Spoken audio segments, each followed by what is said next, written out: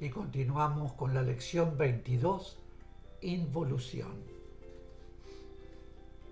Como ven, y contrariamente a lo que ustedes podrían suponer, en los reinos de la naturaleza de planos superiores viven futuros seres en un punto de evolución inferior al de aquellos que constituyen los reinos de la naturaleza de planos inferiores, pues los futuros seres deben descender y descender involucionando hasta llegar a experimentar en los planos de mayor densidad, y ese descenso significa progreso en su evolución, cuya trayectoria comienza en el momento del nacimiento al brotar del seno divino y continúa en progresión constante hasta su reintegración. Esa trayectoria completa debe dividirse en dos tramos: la involución y la evolución, propiamente dicha.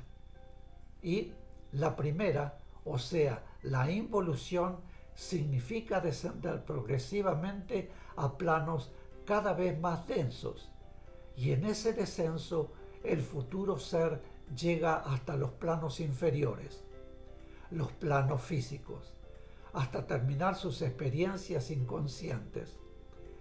Cada vez que las chispas que trabajan en grupos deben separarse de un plano de experiencias, se reintegran a su grupo espiritual en el espacio, donde absorben las energías espirituales que necesitan, y también las reciben de las mentes encargadas de su guía, de su protección y de su progreso. Cuando llega el momento en que las chispas divinas pueden tomar forma animal en los planos densos y físicos y experimentar individualmente, comienza a nacer en ellas la conciencia de su propia existencia, es decir, la conciencia de su ego, sin que esto signifique la conciencia que ya poseen los humanos, sino solamente un sentido interior, íntimo, de que existen. Cuando comienzan a encarnar en el reino animal, las chispas se han transformado ya en soplos espirituales, y sus experiencias en los planos donde las especies animales tienen acción intensa que despiertan durante sus periodos de vida física, instintos y necesidades, producen en ellos un adelanto más rápido. El periodo necesario para experimentar totalmente en el reino animal, es decir, en el reino animal en todos los planos donde éste existe, es inferior al necesario para experimentar totalmente en los reinos mineral y vegetal. Realizadas en los planos físicos, las experiencias necesarias para poder formar más adelante la conciencia de su necesidad físico o instinto como humano, el soplo espiritual se ha fortalecido ya en forma tal que permite la formación de ideas propias, aun cuando muy rudimentarias. Esto puede verse claramente en los animales, en los cuales, si bien en lo que denominan instinto animal, que corresponde al desenvolvimiento y conservación de su vida y de la especie, le es sugerido y es guiado por las inteligencias encargadas de ello. Existen, sin embargo, ciertos aspectos que en determinados animales les dan la impresión de la existencia de ideas, pensamientos y sentimientos. Esto existe en realidad, aunque en forma muy rudimentaria, pues antes de existir en el hombre, existió rudimentariamente en los animales. Cuando llega el momento en que los soplos espirituales deben transformarse en espíritus conscientes, tienen un largo periodo de permanencia en el espacio.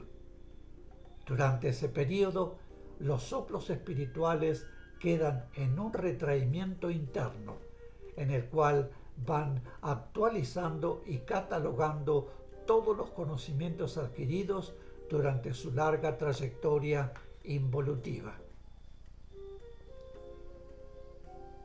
En esto son ayudados por las inteligencias que les han guiado, y en esa forma cada ser posee una especie de archivo interior, constituido por la experiencia de millones de años de vida.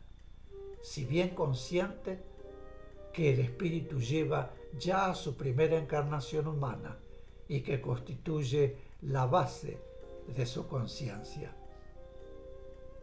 Como resultado de esa actualización y análisis de las experiencias realizadas y asimiladas, nace en el espíritu la verdadera conciencia sobre el bien y el mal.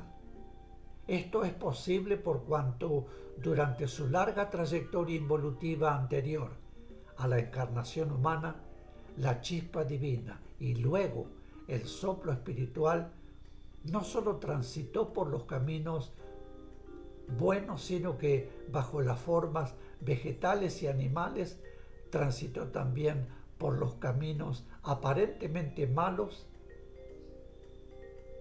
Y decimos aparentemente porque no habiendo conciencia no puede existir para los futuros seres el bien ni el mal.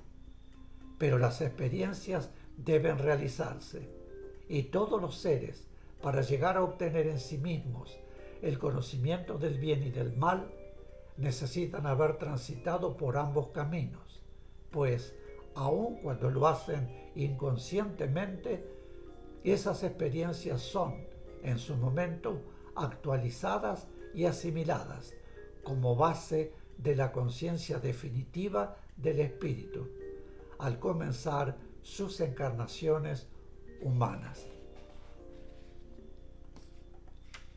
Al encarnar como humano, ya transformado en espíritu consciente, el ser continúa aún en su trayectoria de involución hasta el momento de comenzar su espiritualización.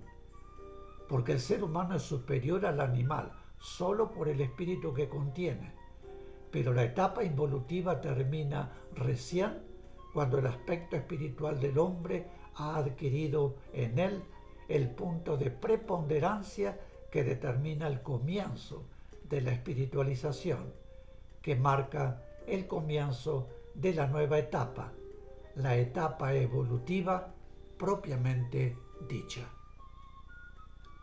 La etapa evolutiva propiamente dicha comienza, pues, cuando la materia humana, habiendo alcanzado el máximo de perfección como tal, empieza a espiritualizarse a través de la sutilización, pudiendo así constituirse en instrumento o continente de espíritus de mayor evolución.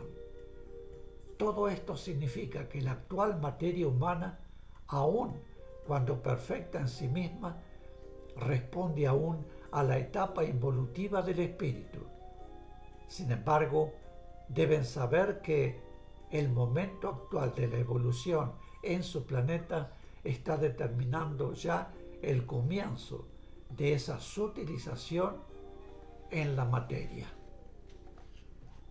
Mis queridos, y este es el final de la lección 22, involución. Ahora, para terminar el día de hoy, los habré de dejar con la invocación del amor. Y esta será la oración. Unido nuestros corazones al corazón del Cristo y unida nuestras mentes a la mente del Cristo, que su amor y su poder despierten el amor entre los hombres y traigan paz a la tierra. Esto es todo. Muchísimas gracias por haber estado ahí. Muchísimas gracias.